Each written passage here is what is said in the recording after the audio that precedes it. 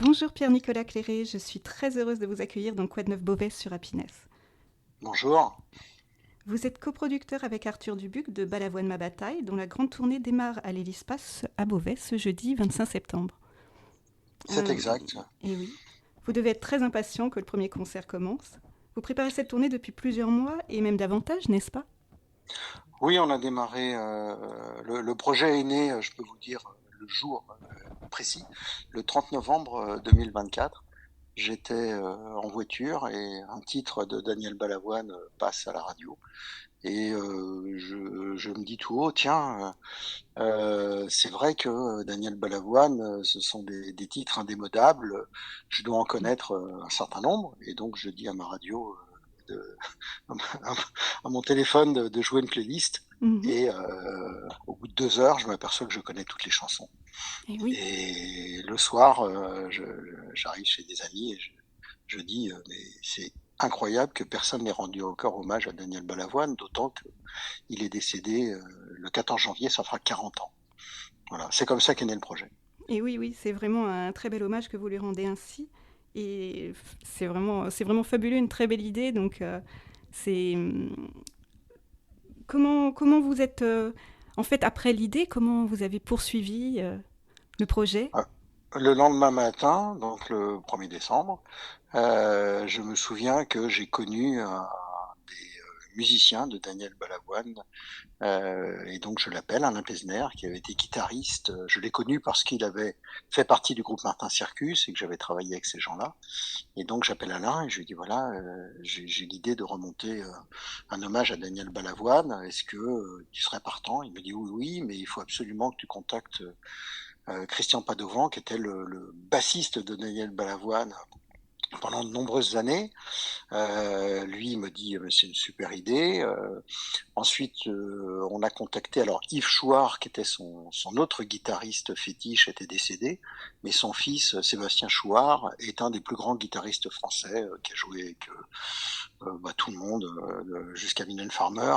Et je pensais qu'il me dirait non, et il m'a dit écoute, en hommage à mon papa, j'ai d'ailleurs la guitare de mon papa que Yves Chouard, donc son père, utilisait sur scène avec Daniel Balavoine. Mhm. Et donc, c'est avec plaisir que je viens. De là, un autre musicien emblématique, Patrice Schrader, qui était son tout premier clavier en 74, alors que Et Balavoine oui. n'était pas connu, me dit, mais moi, je viendrais bien faire un titre avec Guy Balavoine, le frère de Daniel Balavoine, qui était son choriste quand Daniel Balavoine a démarré. Il était choriste de Patrick Juvet avec son frère Guy Balavoine. C'était vraiment les tout débuts.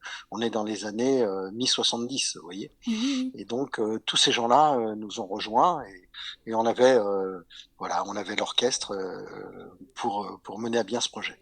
Et oui, ça c'est assez formidable d'avoir cet orchestre qui permet vraiment de, voilà, de ramener de ramener encore plus Daniel Balavoine dans ce concert. Mm. Ah oui, parce que interpréter Daniel Balavoine, c'est compliqué. On voulait ne pas tomber dans l'imitation, parce qu'on a vite fait de vouloir le singer, et ça, c'est pas ce qu'on veut. Et le fait d'avoir ces musiciens historiques qui nous disent ah ben non, en 82 à l'Olympia, c'est pas ce qu'on a fait. Enfin, pardon, 81 l'Olympia. En Mhm. 82 au Palais des Sports, Daniel faisait comme ci, comme ça. Et donc, c'est notre nos musiciens sont nos guides. Oui, Ils nous font rester sur les traces de Daniel Balavoine sans limiter. et Voilà. Et oui. ça, c'était très important. Oui, en effet, c'est vraiment très important.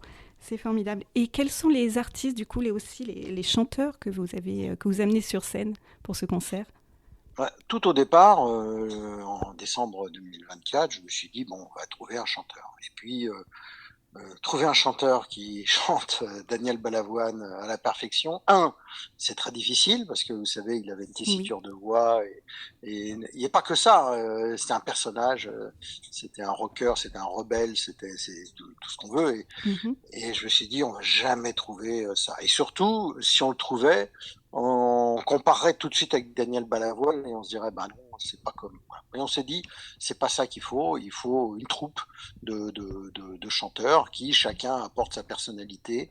Et donc, on a fait un très gros casting avec Léa Ivan, qui est une coach vocale qui travaille pour l'Eurovision, pour nombreux télécrochets à la Mhm. télévision.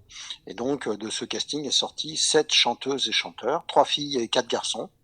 Alors certains sont connus du grand public parce que, par exemple, Aurélien Vivos qui a gagné The Voice l'année dernière, Et oui. Nour qui a gagné l'année d'avant, des gens qui ont gagné X Factor ou qui ont joué pour Disney, qui ont fait de la Nouvelle Star, par exemple. Vous voyez, Mhm. on a comme ça des gens connus et moins connus, mais qui savent se réapproprier les chansons de Daniel Balavoine. Et je pense que les gens seront surpris. On interprète 28 chansons, c'est beaucoup. Et oui. Mhm. C'est un gros spectacle. Et je pense que les gens vont être surpris. Ils vont reconnaître bien sûr toutes les chansons de Daniel Balavoine parce qu'on ne les modifie pas, Mhm. mais on apporte notre petite touche personnelle. Et ça va être vraiment un très gros spectacle. Donc, vous parlez d'impatience tout à l'heure. Oui. Impatience et crainte en même temps, parce qu'évidemment, on va être jugé. Moi-même, je suis un fan de Daniel Balavoine, donc je ne veux pas trahir, mais on est fébrile. Voilà, c'est le mot. On Mhm. est fébrile. Ah, c'est toujours normal à quelques jours comme ça. C'est ça. Mm. Et sinon, vous avez des petites anecdotes à nous partager sur la tournée, sur la préparation?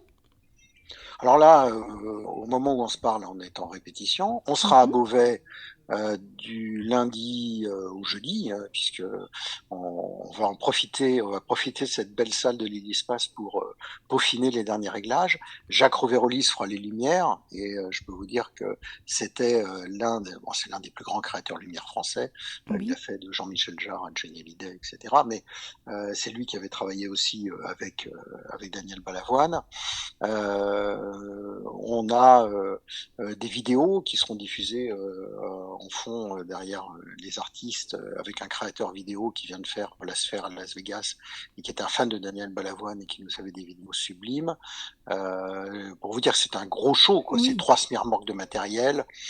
Donc là, c'est des semaines de préparation parce qu'il faut harmoniser tout ça.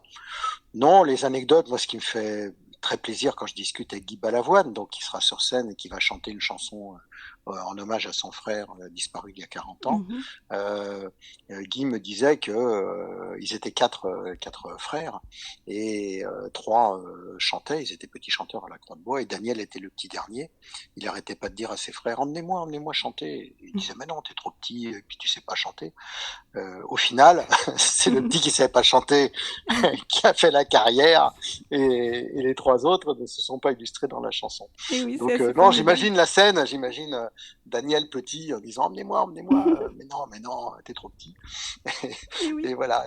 Et après, Guy Balavoine me racontait aussi que donc Daniel enfant adorait chanter et qu'il s'enfermait dans la salle de bain parce que ça faisait réverb et Mhm. qu'il tapait sur l'évier, enfin sur le lavabo, sur la baignoire, etc. Et qu'il chantonnait comme ça, qu'il s'entraînait à chanter pour être à la hauteur, pour pouvoir accompagner ses frères, petits Et chanteurs à oui. la Croix de Bois. C'est assez adorable, oui. Mhm.